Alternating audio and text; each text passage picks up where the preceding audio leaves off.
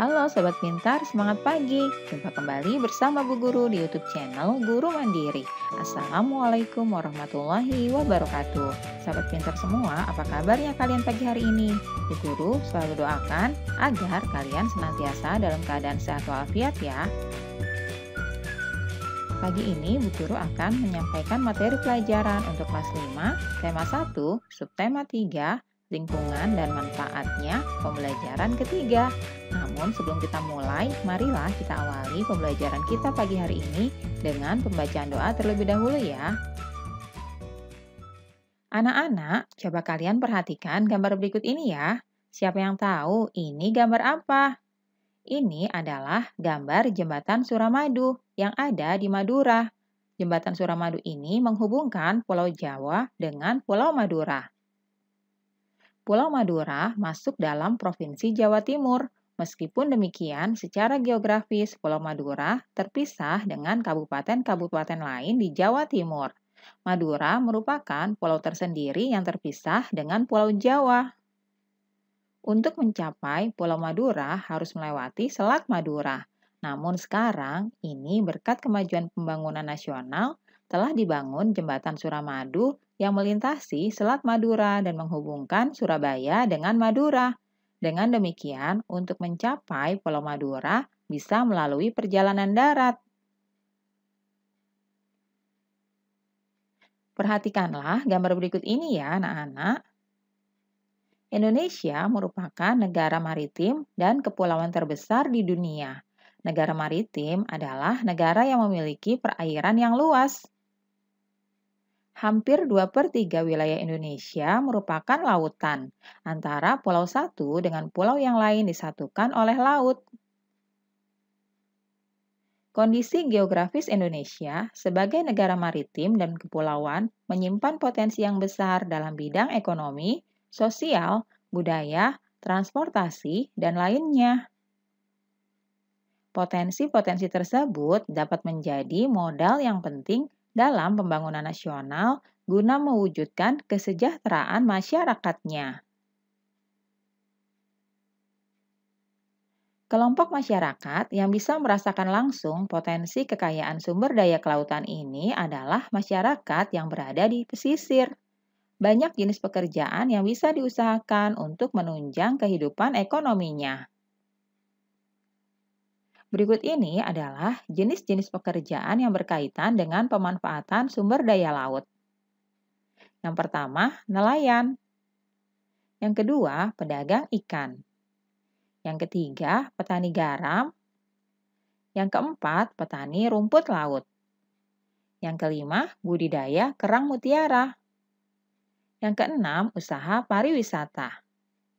Yang ketujuh, jasa pelayaran. Berikutnya adalah pertambangan minyak dan masih banyak jenis-jenis pekerjaan yang lainnya. Coba kalian cari informasi ya. Jenis pekerjaan apa lagi yang berkaitan dengan pemanfaatan sumber daya laut?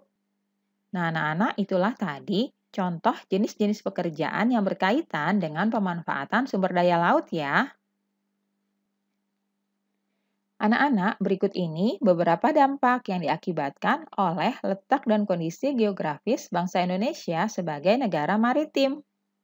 Yang pertama, komunikasi dan interaksi antar penduduk menjadi lebih mudah, baik antar warga Indonesia maupun orang Indonesia dengan warga asing. Yang kedua, terjadinya perbauran, percampuran, atau peluburan nilai-nilai antar pulau dan antar negara. Yang ketiga, munculnya perkampungan-perkampungan etnis tertentu seperti pecinan dan kampung Arab. Yang keempat, terjadinya perubahan perilaku masyarakat karena pengaruh masuknya pola dan nilai perilaku dari pulau, daerah, maupun negara lain. Dan yang kelima, terjadinya perpindahan ilmu, pengetahuan, dan teknologi. Itulah beberapa dampak yang diakibatkan oleh letak dan kondisi geografis bangsa Indonesia sebagai negara maritim ya.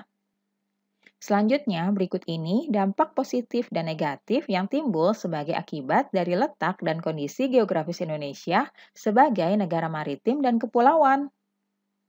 Dampak positifnya antara lain dilalui jalur perdagangan dunia. Kemudian, kaya akan sumber daya alam laut. Yang ketiga, memiliki keberagaman budaya. Yang keempat, memiliki potensi wisata bahari. Yang kelima, keberagaman sumber daya manusia. Itulah dampak positif yang timbul akibat letak dan kondisi geografis Indonesia sebagai negara maritim dan kepulauan. Selanjutnya, berikut ini dampak negatifnya. Yang pertama, tidak meratanya potensi alam. Yang kedua, tidak meratanya pembangunan. Yang ketiga, sulitnya pengawasan wilayah. Yang keempat, rawan terjadinya konflik kedaerahan. Dan yang kelima, masuknya budaya asing yang tidak sesuai dengan budaya Indonesia. Itulah dampak positif dan negatif yang timbul akibat dari letak kondisi geografis Indonesia sebagai negara maritim dan kepulauan. Berikut ini bacaan yang berjudul Kejayaan Bahari Masa Lalu. Kalian baca dengan seksama ya. Selanjutnya kita akan menuliskan ide pokok masing-masing paragraf dari bacaan ini.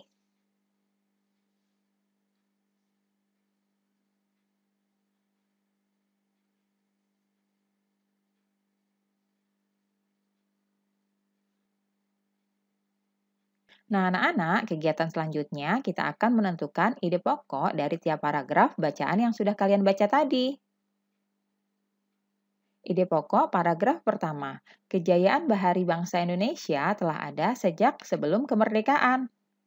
Paragraf kedua, penemuan situs prasejarah menggambarkan bahwa nenek moyang bangsa Indonesia merupakan bangsa pelaut. Ide pokok paragraf ketiga, Kerajaan Sriwijaya memiliki armada laut yang besar dan kuat. Ide pokok paragraf keempat, Kerajaan Mataram kuno di Jawa Tengah mampu membangun Candi Borobudur. Ide pokok paragraf kelima, Kerajaan Singosari di bawah kepemimpinan Raja Kertanegara memiliki armada kapal dagang yang mampu mengadakan hubungan-hubungan dagang lintas laut. Berikutnya, ide pokok paragraf ke-6. Raden Wijaya mendirikan Kerajaan Majapahit, kemudian berkembang menjadi kerajaan maritim yang besar. Ide pokok paragraf 7. Kerajaan Bahari bangsa Indonesia telah ada sejak zaman dahulu. Berikutnya, ide pokok paragraf ke-8. Pada masa kolonial Belanda, masyarakat Indonesia dibatasi berhubungan dengan laut. Selanjutnya, ide pokok paragraf 9. Pada masa kolonial Belanda juga terjadi pengikisan semangat bahari bangsa Indonesia. Itulah tadi ide pokok dari bacaan yang sudah kalian baca ya, anak-anak. Anak-anak, keberagaman yang disebabkan adanya perbedaan antara pulau satu dengan pulau yang lainnya tidaklah menjadi pemecah dan perenggang, namun justru menjadi pemersatu karena antara yang satu dengan yang lain bisa saling melengkapi. Hal ini sesuai dengan semangat persatuan dan kesatuan seperti pencerminan nilai-nilai Pancasila, khususnya Sila Persatuan Indonesia. Selain itu, juga mencerminkan nilai-nilai yang terkandung Sila keadilan sosial bagi seluruh rakyat Indonesia. Tahukah kamu, meskipun terdiri atas 5 sila, namun Pancasila itu merupakan satu kesatuan yang utuh. Pancasila merupakan satu kesatuan yang bulat dan utuh dari kelima silanya. Sila ke-1 menjiwai sila kedua, menjiwai sila ketiga, keempat, dan kelima. Sila kedua dijiwai oleh sila ke-1, ketiga, keempat, dan kelima, dan begitu seterusnya. Setiap sila yang membentuk Pancasila juga sebagai satu kesatuan yang mutlak, tidak dapat ditambah dan dikurangi ya. Oleh karena itu, Pancasila tidak dapat diubah menjadi Trisila atau Ekasila. Untuk menambah pemahamanmu bahwa sila-sila dalam Pancasila merupakan satu kesatuan yang utuh dan setiap sila dijiwai dan menjiwai sila yang lain, perhatikan contoh berikut ini. Berikut ini adalah sebuah kegiatan musyawarah yang diadakan di kelas untuk memilih ketua kelas.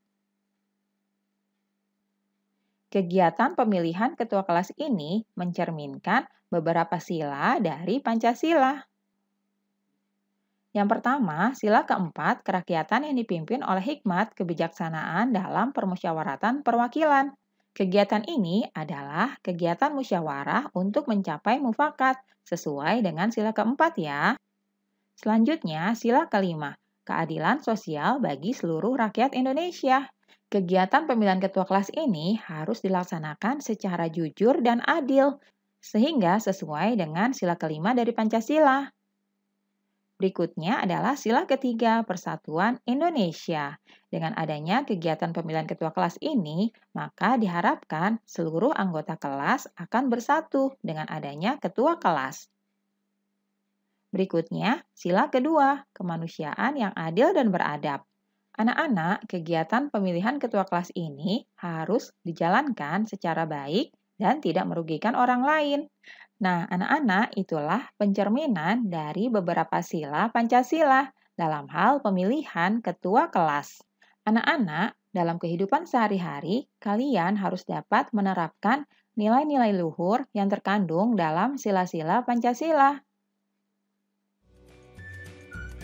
Alhamdulillah anak-anak, pembelajaran hari ini sudah selesai. Terima kasih sudah menyaksikan video pembelajaran pada pagi hari ini ya.